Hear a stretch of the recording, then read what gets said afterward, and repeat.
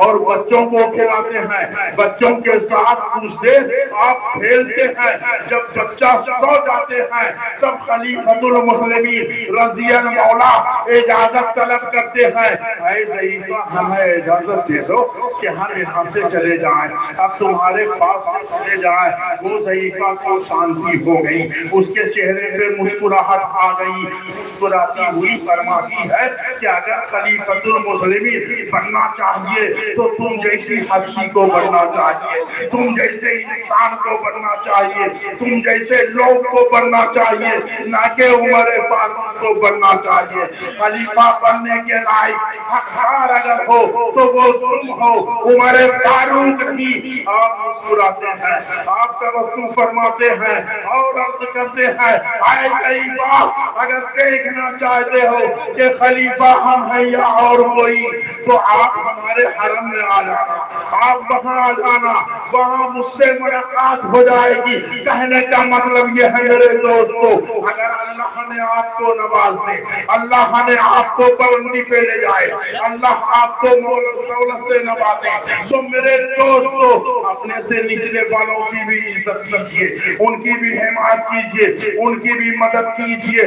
آپ جس کی محفل پاک میں تشریف فرما ہے، تاریخ شاہد ہے میرے دوستو کہ اپنے تو اپنے غیر دین کی بارگاہ سے بغیر کچھ لیے نہیں جایا کرتے تھے، اپنے کو تو نوازتے ہی تھے، غیر دین نوازے جاتے تھے۔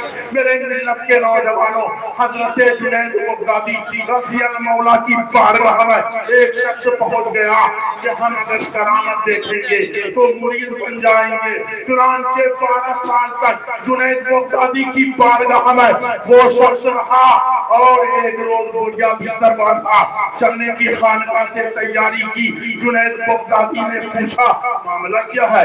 12 سال تک تم ہمارے یہاں رہے ہو، ہماری خانقاہ کی روٹی کھائے ہو، ہمارے ساتھ اٹھے ہو بیٹھے ہو، ہمارے ساتھ رہے ہو، بات کیا ہے؟ آج جانے کی تیاری کر رہے ہو، معاملہ کیا ہے؟ کچھ تو بتاؤ، کچھ تو سناؤ، کچھ تو بیان کرو۔ وہ شخص کہا سرکار میں اس نیت سے آیا تھا کہ جنید بغدادی کی کرامت دیکھوں گا، اس سے مرید ہو جاؤں گا۔ سرکار جنید بغدادی رضی اللہ عنہ ارشاد فرماتے ہیں، ابے نادان سچ بتا، 12 سال تک تو نے مجھے شریعت مطہرہ کے خلاف میرا کوئی قدم دیکھا ہے؟ وہ قدم ناک پہ گر گیا، گریوتاری میں مبتلا ہو گیا، رونا شروع کر دیا۔ سرکار آج تک میں نے یہ نہیں دیکھا کہ آپ شریعت مطہرہ کے برخلاف آپ کا قدم اٹھا ہو، اس سے بڑی کرامت اور کیا ہو سکتی ہے؟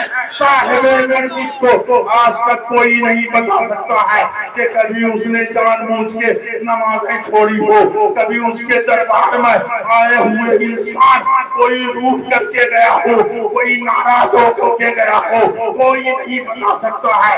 علماء تو علماء اگر چولا بھی ان کے پاس آتے تھے تو وہ بھی ہنس کر کے جاتے تھے، اس کے بھی فریاد، اس کی بھی دکھ درد پریشانی ختم ہوا کرتی تھی۔ ارے اپنے تو اپنے غیر لوگ، ہمارے آدھا محلہ میں ہندو کی آبادی ہے، وہاں کے جو غیر مسلم ہیں، اگر ماسٹر اکرم پرویز رحمت اللہ علیہ کی بارگاہ میں آیا تو وہ لوگ بھی مایوس نہیں ہوتے تھے، اگر وہ شخص بدمردہ آتے تھے تو ہنستے ہوئے جاتے تھے، پریشان آتے تھے تو پریشانیاں دور ہوتی تھی، اور اس کو کہتے ہیں کرامت۔